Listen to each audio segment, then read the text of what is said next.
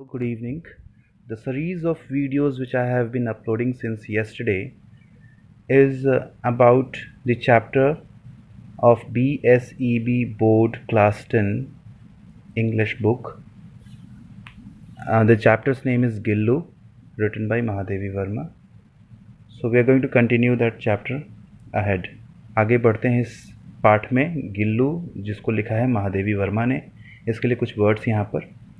Prancing यानी उछल कूद, डेयरिंग साहस, इमर्ज यानी निकलना या उद्गम, कोर्टयार्ड का अर्थ होता है आंगन या प्रांगण, फेवरेट पसंदीदा, रिफ्यूज़ ठुकरा देना, इंजर्ड घायल, एलैक्रिटी का अर्थ होता है तत्परता, खुशी से उत्सुकतावश किसी काम को तत्पर होकर के करना, दैट इज़ कॉल्ड एलैक्रिटी, इनडिस्पोजिशन अस्वस्थता, अटेंडेंट सहायक, एब्सटेन अलग रखना या किसी चीज़ से उसको बचा के रखना, उसको ना करने देना, डिपार्टेड चला गया या मर गया.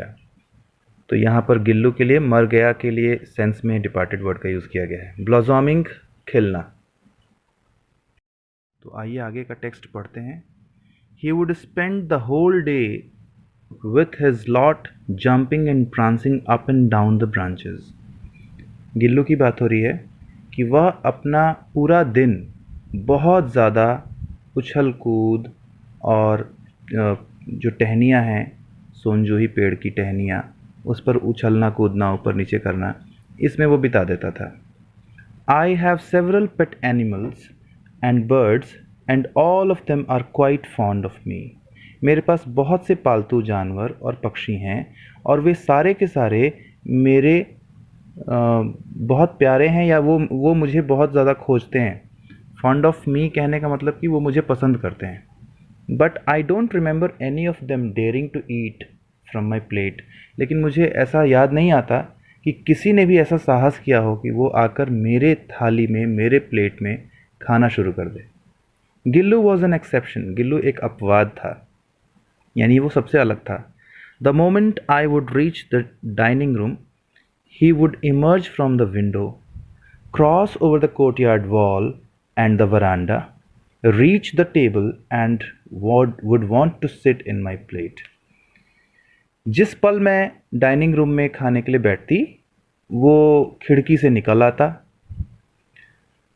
आंगन को पार कर, बरामदे को पार कर वो मेरे टेबल पर चढ़ जाता और वो मेरे प्लेट में बैठने की कोशिश करता, इच्छा रखता. With great difficulty I taught him to sit close to my plate. बहुत मुश्किल से मैंने उसको यह सिखाया कि तुम मेरे प्लेट में नहीं बल्कि प्लेट के बगल में बैठो. His favorite food was kaju and when not available for several days he would refuse other food items and threw them down from the swing. उसका पसंदीदा भोजन काजू था और वह जब बहुत दिनों तक उसे नहीं मिल पाता, उपलब्ध नहीं हो पाता, तो वो अन्य फूड आइटम्स को, अन्य खाद्य सामग्रियों को रिफ्यूज़ कर देता, ठुकरा देता और उन सबको फेंक कर झूले से नीचे गिरा देता. Around that time, being injured in a motor car accident, I had spent some days in the hospital. उसी दौरान मैं मोटर कार एक्सीडेंट में घायल होने के कारण कुछ दिन हॉस्पिटल में भर्ती रही, वहाँ बिताया. Those days, whenever my room was opened, Gillu would rush down from his swing, but on seeing somebody else, he would, with the same alacrity, scuttle back to sit in his nest. उन दिनों जैसे ही मेरा कमरा खुलता, गिल्लू अपने झूले से उतरकर नीचे आता, लेकिन जब वह देखता कि मैं नहीं बल्कि कोई और है, तो वो उसी तत्परता और तेजी से वापस जाकर अपने नेस्ट में, अपने घोंसले में बैठ जाता. Everyone would offer him kaju, but when I cleaned up his swing on my return from the hospital, I discovered it was full of kaju, which only showed how little he was eating his favorite food those days. हर कोई उसे काजू देता खाने को, लेकिन जब मैं hospital से वापस लौटी तो मैंने पाया कि उसका स्विंग, उसका झूला जो है वो पूरा काजू से भरा हुआ है, जो केवल यही दिखाता था या इस बात का द्योतक था कि वो उसका पसंदीदा भोजन जो काजू था उसे भी वह उन दिनों उदासी में बहुत कम खाया करता था। During the course of my indisposition, he would sit near my head on my pillow and gently stroke my forehead and hair, and his moving away was like going away of a nurse or attendant. मेरी अस्वस्थता के दौरान वह मेरे sir के बगल तकिए के पास आकर बैठ जाता और धीरे से मेरे माथे पर, फोरहेड पर, ललाट पर और बालों पर स्ट्रोक करता, हल्का हल्का टच करता, छूता। इस तरीके से उसका, और जब वह चला जाता तो ऐसा महसूस होता जैसे कोई नर्स, कोई सेविका या सेवक या कोई सहायक छोड़कर दूर चला गया। When I used to work during summer afternoons, Gillu would abstain from going out or sitting in his swing. जब गर्मी के दोपहरी में मैं काम किया करती थी, तो काम तो ये लिखने का करती थी, यानी लिखा करती थी, तो गिल्लू मुझसे दूर अपने झूले में जाकर बैठने से मना कर देता था, अपने आप को रोक लेता था। To keep himself close to me and also to tackle the summer heat, he had discovered a totally new method. तो मेरे पास बने रहने, बैठे रहने और अपने आप को गर्मी से बचाने का उसने एक बहुत ही अच्छा उपाय, तरीका ढूंढ लिया था। He would lie prostrate on the surahi kept near me and thus remain cool and also close to me. वह एक सुराही में बिल्कुल खड़ा, उससे चिपक कर खड़ा हो जाता।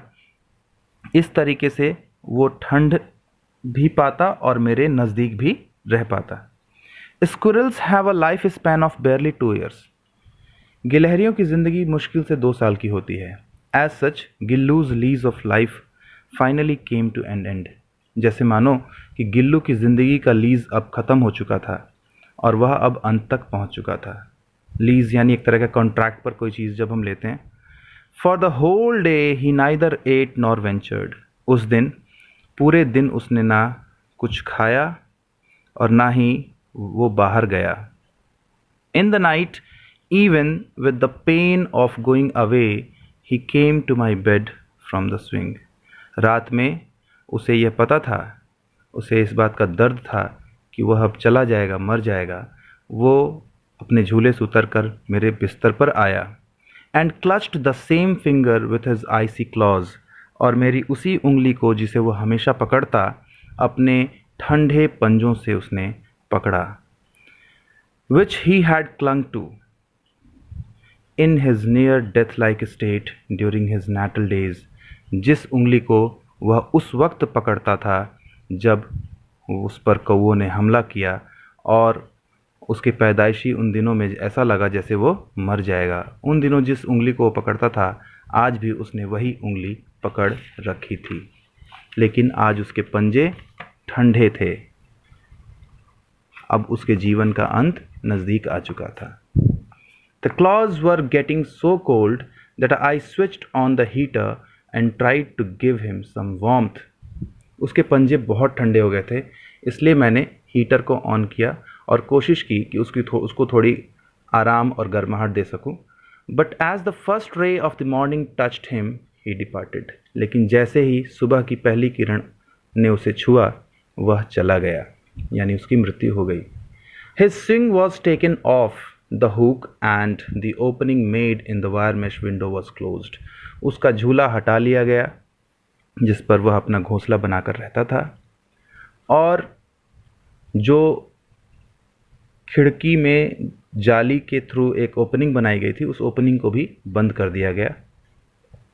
Gillu was put to eternal rest under the sonjuhi creeper, both because he loved this creeper most, and also because of the satisfaction I derive from my belief that some spring day I will find him flowering and blossoming in the guise of a tiny yellow juhi flower.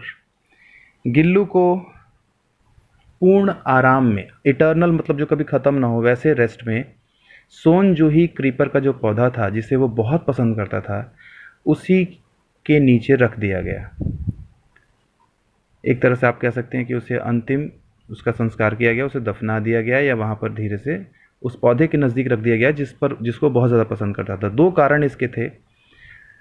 एक तो ये कि वो उस creeper को बहुत पसंद करता था, और दूसरा एक सेटिस्फैक्शन जो ये समझती हैं कि मुझे लगता है कि मेरे विश्वास से मैंने इस बात को समझा कि उसे एक संतुष्टि मिलती कि एक ना एक दिन, यानी महादेवी वर्मा का एक विश्वास था कि एक ना एक दिन वो बसंत का एक ऐसा दिन आएगा जब उस सोन जूही क्रीपर के पौधे पर वह एक पीले जूही फ्लावर के रूप में उगेगा और वही उसकी आत्मा होगी। यानी कि गिल्लू जो है एक फूल के रूप में उस पौधे सोन जूही क्रीपर पर जूही के फूल की तरह, पीले फूल की तरह खिलेगा।